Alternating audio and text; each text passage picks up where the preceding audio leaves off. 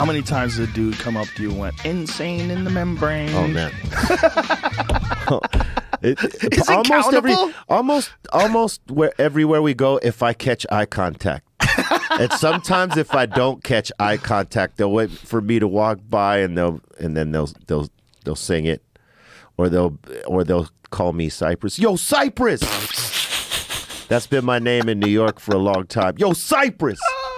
Because sometimes they don't know all of our names, but they know what group we're in. So, right. They won't say, hey, Be Real or Dr. Green. Hey, yo, Cypress! That's Let's awesome. crack it. That's kind of awesome, though. Yeah. Man, I remember when you guys first came out, I was like, this is a totally new kind of sound. Like, you guys had a totally new kind of sound. I remember I found out about it, like, I wasn't even into weed back then. I was like, why is this weed symbol everywhere? What are these guys doing? These rappers with weed? What the hell's happening over there? But I remember listening, I'm like, you guys had a completely different kind of sound. Yeah, the thing is that Muggs was from New York. He was from Flushing. So a lot of his influence was from New York. His favorite production was like the Bomb Squad, which were producing Public Enemy and all their shit. They had like some of the most complex production at the time with bridges and breaks and these crazy sounds and stuff like that. So, that's what Muggs got down with. Now, when he moved out here and we start hanging out, he's introducing us to New York music, hip hop music that we heard. We heard some of it via the radio on KDAY, an AM station that was playing a lot of hip hop in the mix, and some of it mixed with R&B and soul throughout the day. So this is where we got our first introduction to hip hop. But Muggs, being from New York, whenever he'd go back, he'd come back with new records and he'd introduce us to stuff like that. And so when it came time to working on an album, he had all that influence, and being from New York and absorbing all that culture, it sounded sort of like New York style production mixed with a little bit of LA influence, especially with what Sen and I were kicking in terms of vocals, because we were using a combination of LA and New York slang, merged as one. So that's why a lot of people were confused, like, where are these guys from?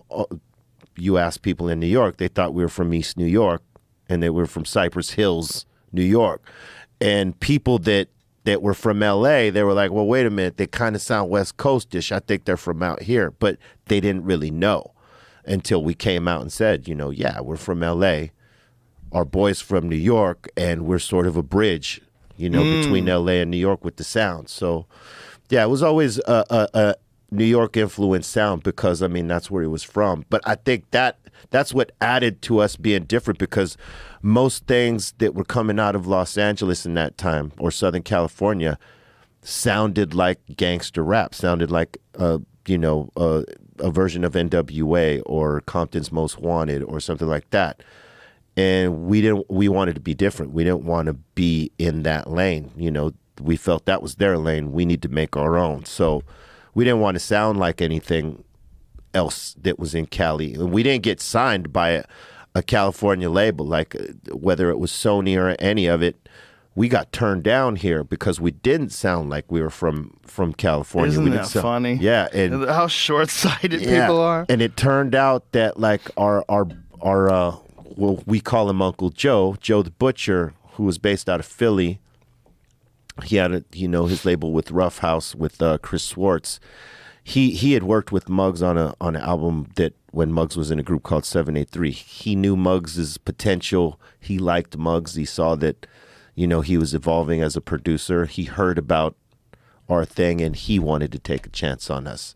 Where we were getting turned down from every goddamn label in LA. Isn't that funny? They just didn't understand us. You guys are talking about weed? How does this make sense? What, you got any other songs? We're like, no, we're cool.